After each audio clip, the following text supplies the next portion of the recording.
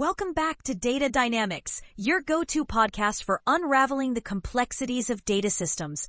I'm your host, Your Name, and today we're diving into the intricate world of data integrity and timeliness in asynchronous messaging systems. We'll explore how these concepts affect our applications and what we can do to strike a balance between them. So, grab your headphones and let's get started. In the realm of data processing, especially with asynchronous messaging, we often find ourselves juggling two critical concepts, timeliness and integrity. So, what do these terms really mean? Timeliness is all about ensuring that users see the most current state of the system. Picture this. You're checking your bank balance. If you see an outdated figure because of replication lag, that's a temporary inconsistency. You might have to wait a bit for the system to catch up, but eventually it resolves itself. However, if the system shows you incorrect data, that's a whole different ballgame. This brings us to the CAP theorem, which emphasizes the trade-offs between consistency, availability, and partition tolerance in distributed systems. When we talk about consistency here, we're often referring to linearizability, a strong form of consistency that ensures operations appear to happen instantaneously at some point in time. But sometimes, weaker forms of consistency, like read after write, can be just as effective without the heavy overhead. Now let's pivot to integrity. This concept is about ensuring that our data remains uncorrupted and accurate. If you're maintaining a derived dataset, like a database index, it's crucial that this index correctly reflects the underlying data. If records are missing or incorrect, the integrity of the entire system is compromised. In the context of ACID transactions, those principles that ensure reliable processing of database transactions, consistency typically refers to application-specific integrity. Think of it this way.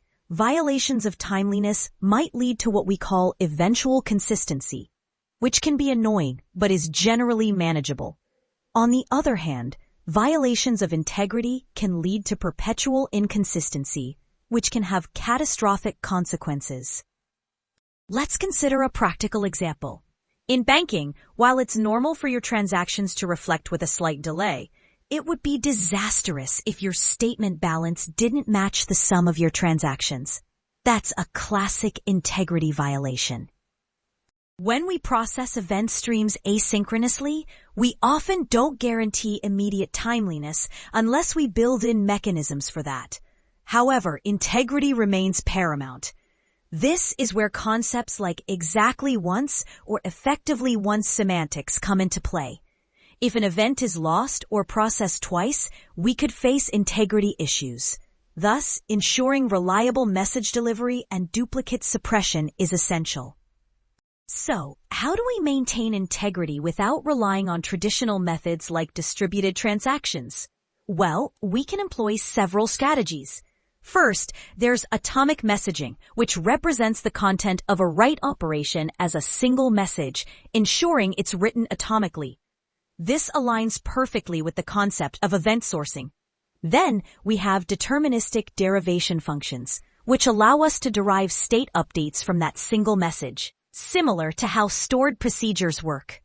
Client-generated request IDs are another useful strategy. By passing these IDs through the processing layers, we can enable end-to-end duplicate suppression and ensure impedance. And let's not forget about immutable messages. Making messages immutable allows us to reprocess derived data, making it easier to recover from bugs. These strategies are promising for building fault-tolerant applications in the future. But we also need to consider uniqueness constraints. Enforcing strict uniqueness typically requires consensus, often necessitating that all events in a partition pass through a single node, which can be a performance bottleneck. So, what if we loosen those constraints? For instance, if two users try to register the same username, we can send one a message asking them to choose a different one. This approach, known as a compensating transaction, allows us to handle conflicts without strict pre-checks. Let's take a look at some real-world scenarios. Airlines often overbook flights, anticipating that some passengers will miss their flights. In these cases, they have compensation processes in place to manage the fallout. Similarly, if a customer orders more items than are in stock, businesses can apologize for the delay and offer discounts. These compensating actions are a normal part of business operations and can be more efficient than enforcing strict constraints up front. Now, you might wonder about the implications of this approach. While it can reduce the need for coordination and improve performance, it also means that businesses must be prepared to handle the consequences of inconsistencies. The goal is to find a balance, minimizing both inconsistencies and availability problems. So, what have we learned today? Data flow systems can maintain integrity guarantees on derived data without the need for atomic commits or synchronous coordination. Many applications can function effectively with looser uniqueness constraints as long as integrity is preserved throughout the process.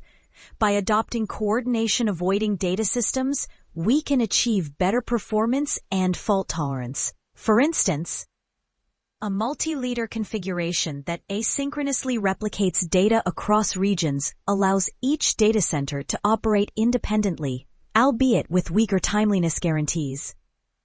We can still introduce synchronous coordination where necessary, but it's not required for every operation. This flexibility can lead to more robust and efficient systems. As we wrap up, it's essential to acknowledge that while we can't eliminate the need for apologies due to inconsistencies, we can optimize our systems to minimize them. The key is to understand our system models and the assumptions we make about potential faults. Thank you for tuning in to this episode of Data Dynamics. We hope you found our discussion on timeliness and integrity in data systems insightful.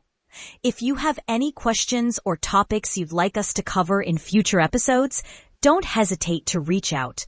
Until next time, keep exploring the fascinating world of data.